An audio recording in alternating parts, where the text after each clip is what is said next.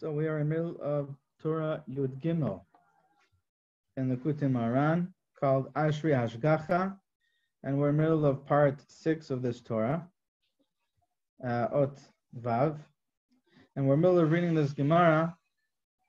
We're in the middle of reading this Gemara of Rabbi Bar Chana.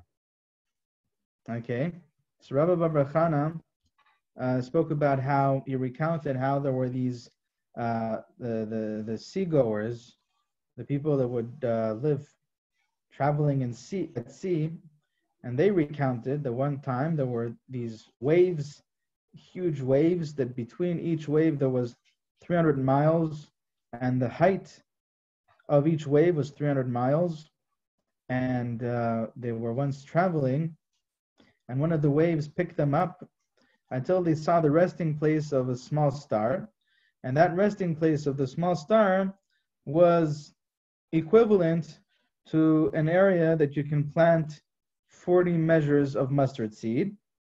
And if he would have lifted us a little higher, we would have been burnt by the vapor, by the heat of that star.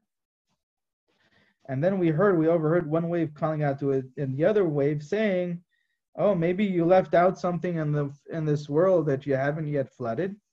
I will come and I will destroy it." So the other one said back to him, "Oh, you can't just destroy whatever you want, don't you know?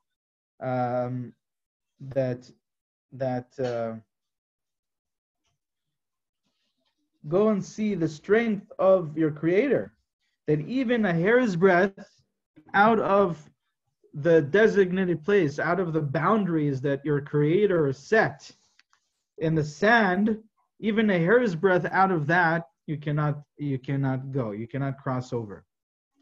As it says in the pasuk, "Aoti lo tireu ne'um Hashem," and we spoke about how that pasuk is speaking about just this, how the waters of the world want to flood the world, they want to consume everything, all of land, and Hashem is constantly keeping them at bay, and that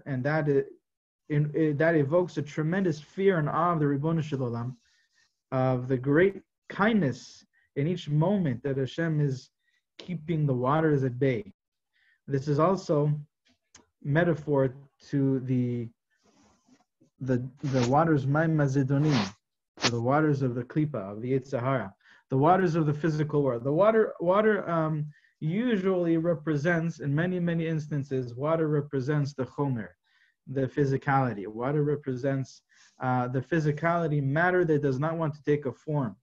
The formless matter that is the most form is water, and that's why many times it represents Maim Mazedonim. It represents the waters of the physical animal self,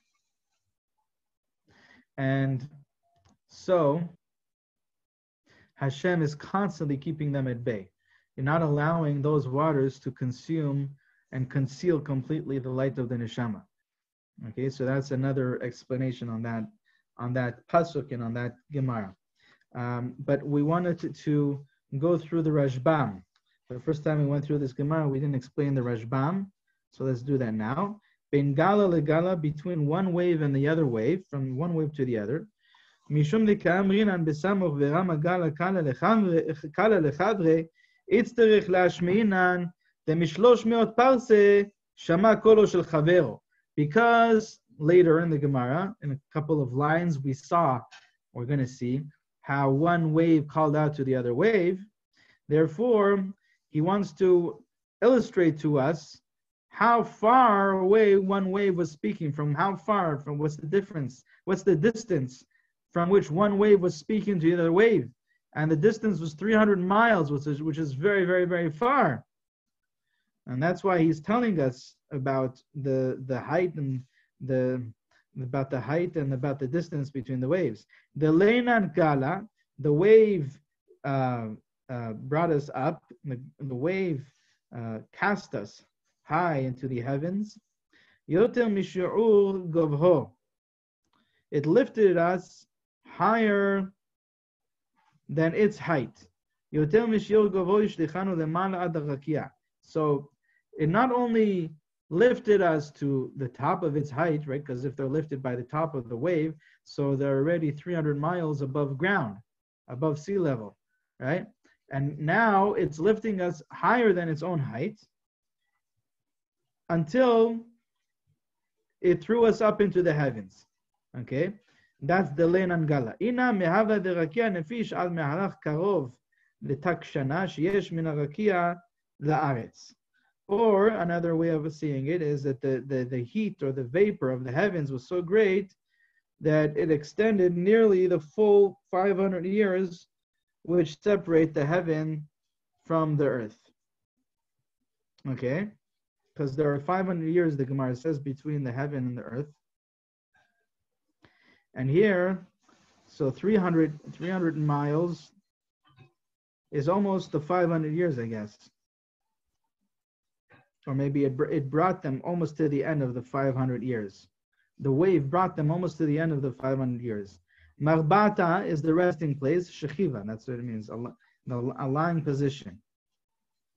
Okay. The kochve zuta of a small star. The kochve zuta of a small star. Kochav katan shebiktanim, the smallest of the small stars. Bizra is a bit zera, which means as an area which is seeded, where you put your seeds in the ground. Arbaim kol shel chardal, that you can grow 40 kol. Kol is a measurement of mustard seed. The nefishim mikol zraim, which is more abundant than all the other seeds. Okay, maklinan mehavla, we would have been burnt, consumed by the heat or by the vapor of the star. Nisrafim mechom hakochav, we would have been burnt by the heat of the star. Verama regala, and the wave called out, Natan kolo kilomar tza'ak, kedugmat tehom el tehom kore likot zinorecha. Right, pasuk in Tehillim, that it cried out to the other wave, as the pasuk says that deep calls to deep, tehom et tehom. The depths call out to the depths. Okay. V'shema malachim hamemunim alehem hem. So the Rashbam says that, I'm not sure if it's actually the waves that we're speaking or calling out. It could possibly be the angels. Every part of creation has an angel that is really representing the soul of that part of the universe, of that aspect in the universe, of that part of creation. Every creature, everything that is that was created by Hashem in this physical world, whether it's from the inanimate or from the plant life or the animal life, even people, they have a soul, a mazal, which is another way of calling it, or a malach, that is the source of the energy, the life force that gives life to that part of the universe, to that part of existence, to that creation, to that creature of Hashem. And so the waves as well have their malach, they have their soul, and their soul definitely can speak. Their malach, their angel, can definitely speak. Even if you see a wave and you don't think it can speak, the soul can definitely speak, right? And that's the real understanding of when we learn about how the Arizal was able to understand the language of trees, and he was able to understand and speak to the rocks even, right? And all the different parts of the universe. The Arizal and also Rabbi Yochanan ben Zakkai and the Gemara. These tzaddikim, they were always living in the frequency of the spiritual realm. And so when they saw something, when they experienced something, they went directly past the outer husk, the outer appearance of things, the outer manifestation of things, the body of it, and they penetrate directly to that soul within everything. And the Arizal did this also with people, meaning the Rabbi Chaim Vital recounts how the Arizal would, somebody would come to see the Arizal and would want to tikkun or something. The Arizal would speak to that person, but he would speak directly to the soul of the person and have a whole conversation with the soul of that person without the person being aware of it, and then the Arizal would tell the person what his tikkun was.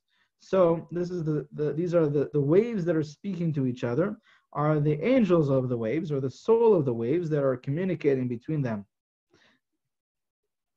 Shavkid mili be'alma, maybe you left something in the world that you didn't yet flood.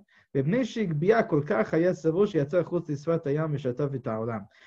this wave, this particular wave that lifted them up so high to the high heavens, so that's why his friend, the other wave, saw him going so high into the heavens. He was afraid, he was concerned, and he thought maybe that wave went past its designated area.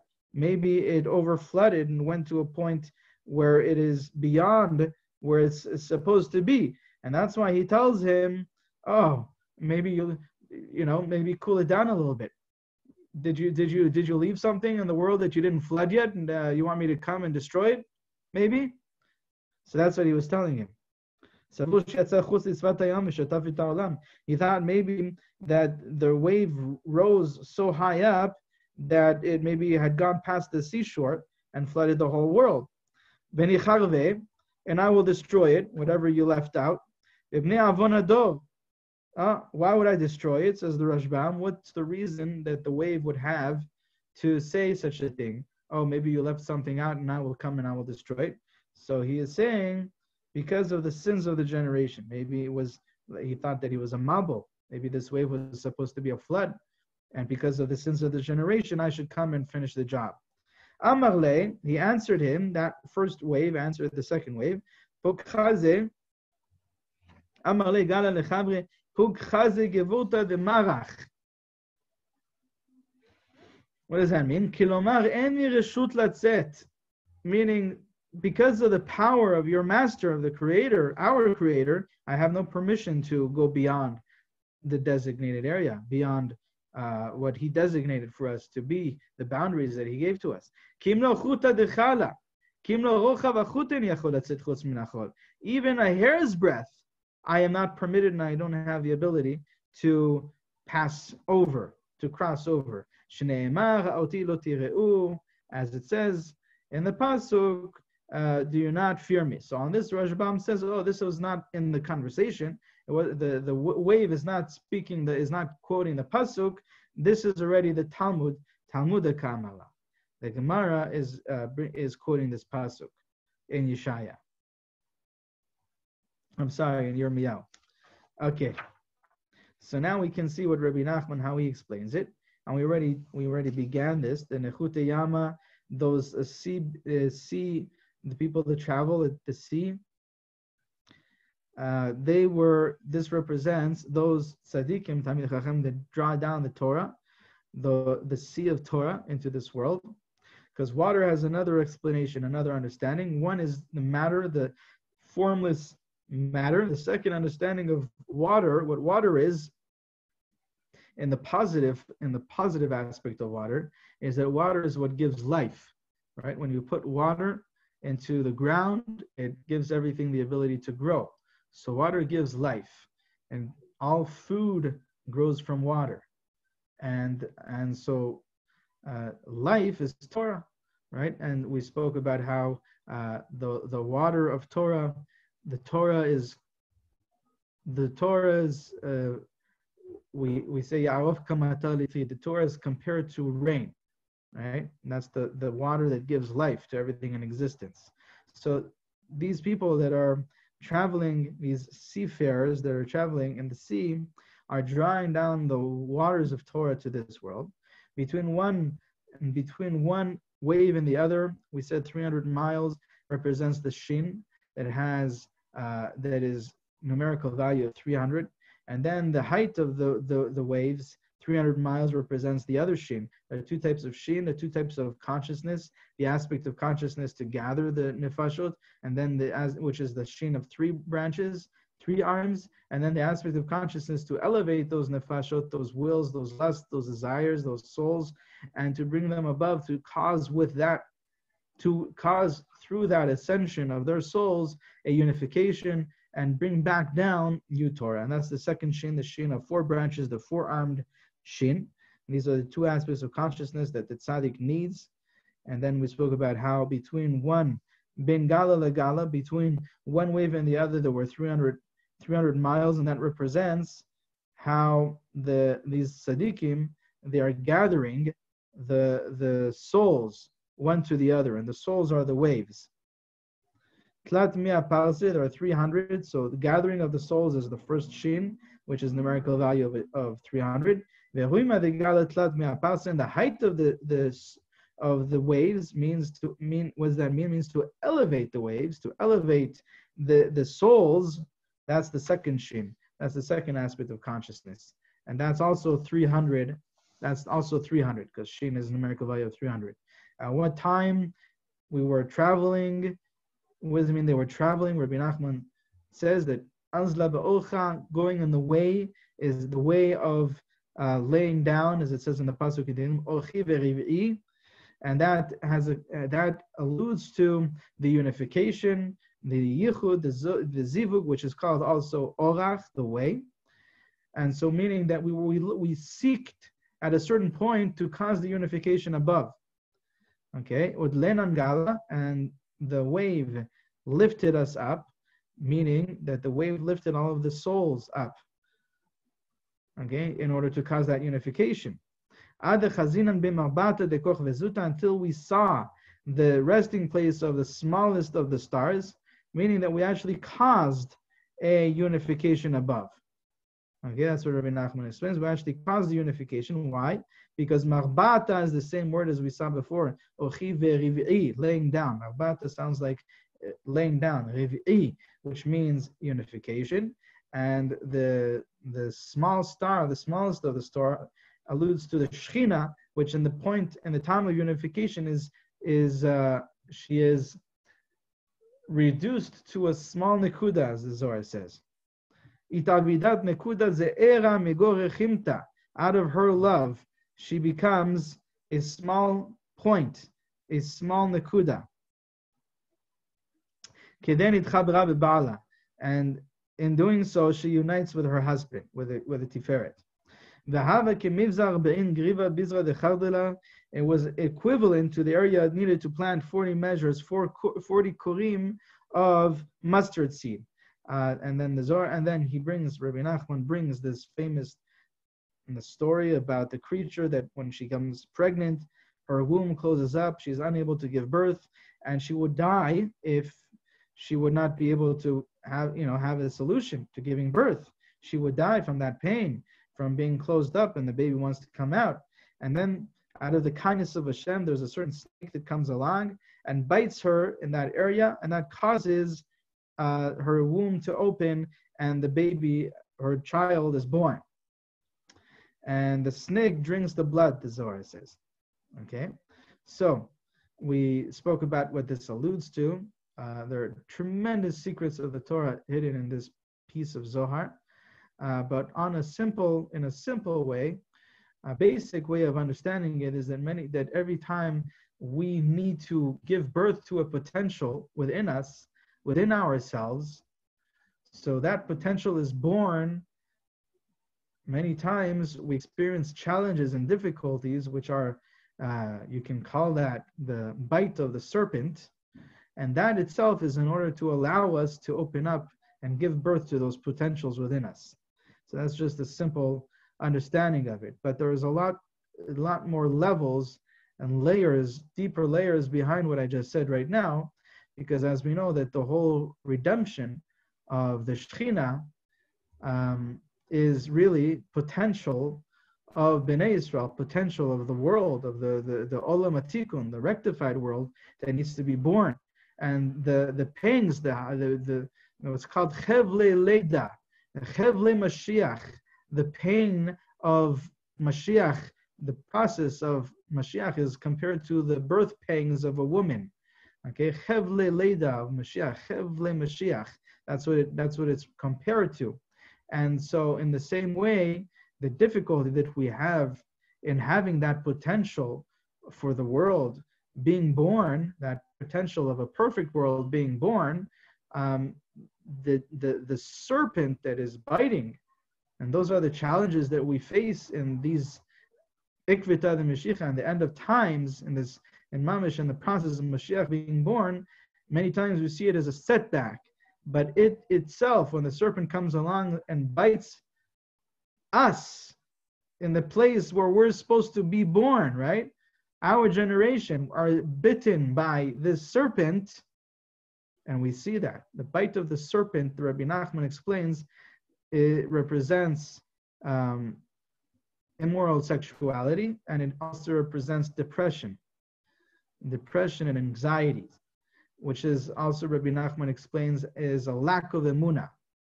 That's why the Rabbi Nachman brings the pasuk on Bereshit, v'nachash afar lachmo. The serpent eats dust, it eats afar.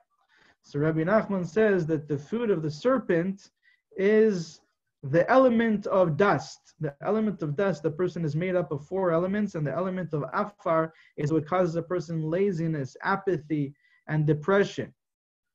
Okay, and it also what causes a person the sin of sexual immorality. Rabbi Nachman says it time and time again. That's why there's such a great significance and importance for anyone who wants to reach holiness, is to be besimcha. That's Rabbi Nachman put a great emphasis on that. Not only that, he says that when a person is besimcha, when a person goes out of his way to stay constantly in a state of positivity, okay, and sometimes that means welcoming and accepting the negativity. Okay, many times when people are trying to put a smiley face on top of their depressed feelings, or on top of the anger or frustration, or on top of the grief and sadness, or on top of their guilt and shame, then that smiley face is short-lived, because on the inside is not aligned with the outside. And so many times the first step is accepting and welcoming the negativity in order to move into the positivity. But when a person does that, Rabbi Nachman says, a person works on this inner work of staying and keeping in a state of positivity, of joy and happiness, of gratitude and positive heart emotions, gratitude and love and compassion, which are all expressions of happiness. These are all expressions of joy. Okay, joy is not just laughing and dancing and singing, although that is included in joy, but not exclusively joy. Joy is all of the positive emotions of the heart are considered joy and happiness. Like a healthy heart. Sometimes Rabbi Nachman says sometimes even crying could be joy. Not only that, Rabbi Nachman says that when the Torah teaches us about crying, it's not speaking about crying from depression, it's speaking from crying that comes out of a coherent, healthy, open heart. And that's why Rabbi Nachman says that the pasuk B'Shimcha Yegilun Kol Hayom, which means that in your name we shall rejoice the whole day, is the Rashi Tevot of Bechia.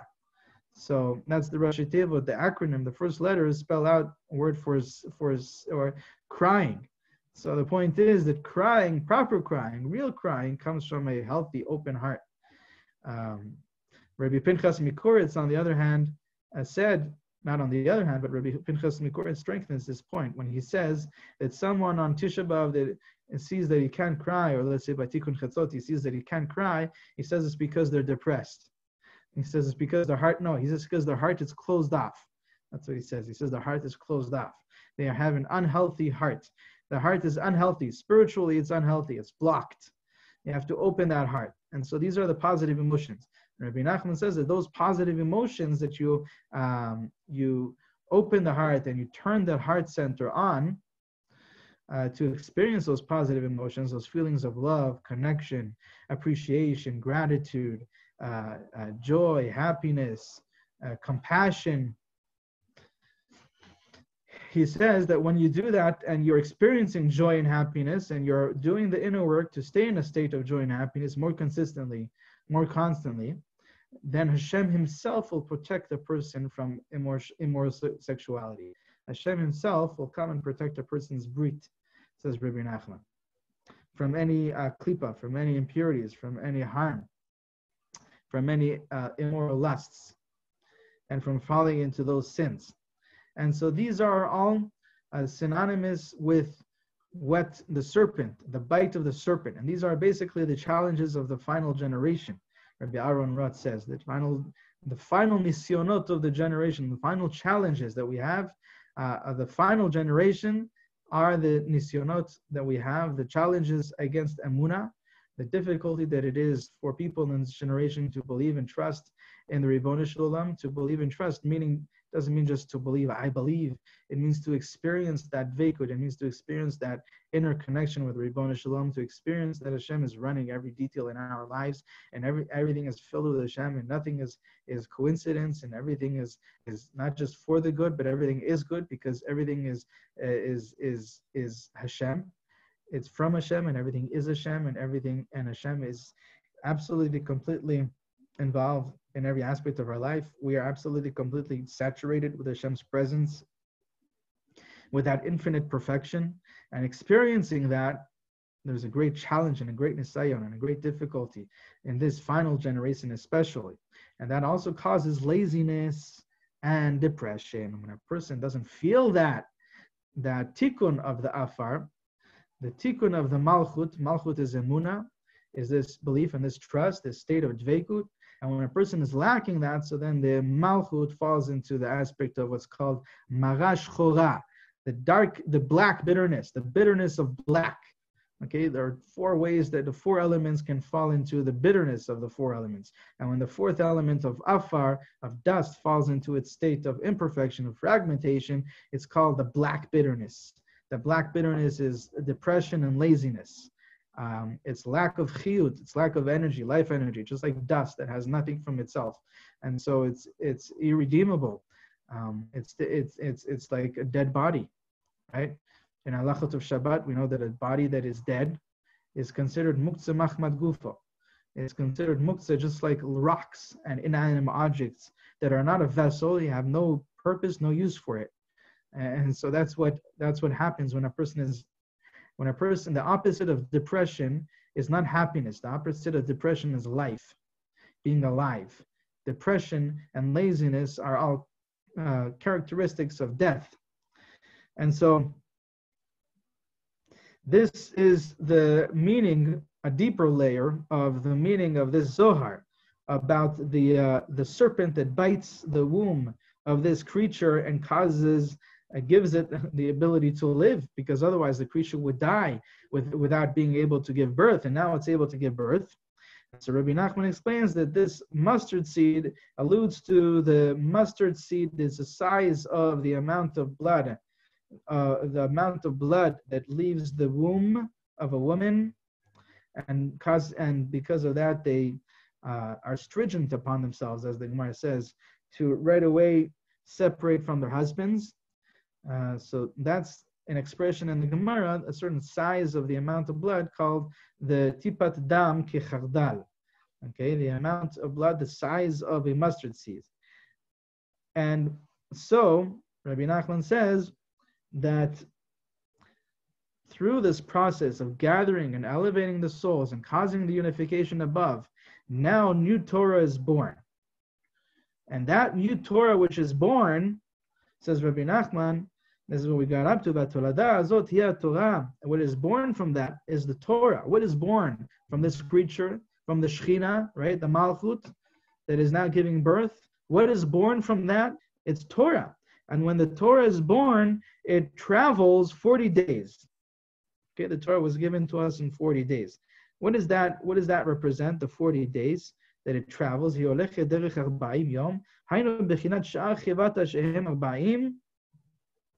These are the other creatures which total 40. Why is that? Why is it total 40?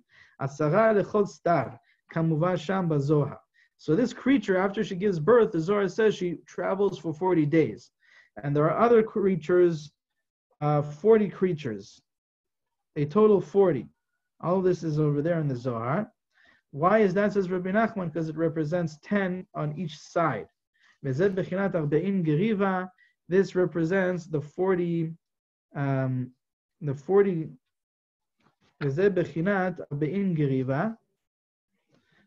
measures that we saw, the 40 kul, the aspect of the 40 days, which are the 40 days that the Torah is given in. So when she gives birth, she travels for 40 days, and that's the process of downloading the new Torah that has been given. Why 40? Because it's 10 on each side. There are 10 elements, or there are 4 elements, and each of the 4 elements, each of the 4 sides of the dimensions that the Torah is received in. Every creature, every person that is born must go through the process of the child being created in the womb of its mother. Takes 40 days. Yetzirat Avlad, says the Gemara, takes 40 days. So not any creature, a human being. When a human being, from the moment of conception until the baby is at a certain point of complete, it's complete. Now, from the 40 days and onward until it's born, it just grows. That form just grows and matures more and more, and increases in size and in health and in strength. But the 40 days are crucial for the actual form, the basic form, the basic state of a human being takes 40 days. And so that's the process of creation. And so this Torah that is born, when it's downloaded, it gives birth to us. We are born anew. When we download this new consciousness, we now become new. We now are born complete. That's a process of 40 days, because there are 4 sides to it, 4 elements to it, representing the 4 letters of Yud Kei Vav Kei, and each one of them are made up of 10 sfirot. Each one of them are made up of the 10 parts, the 10 sfirot, and that's the 40 days of the process. We'll continue understanding and learning this Gemara and Bezrat Hashem in the next shiur.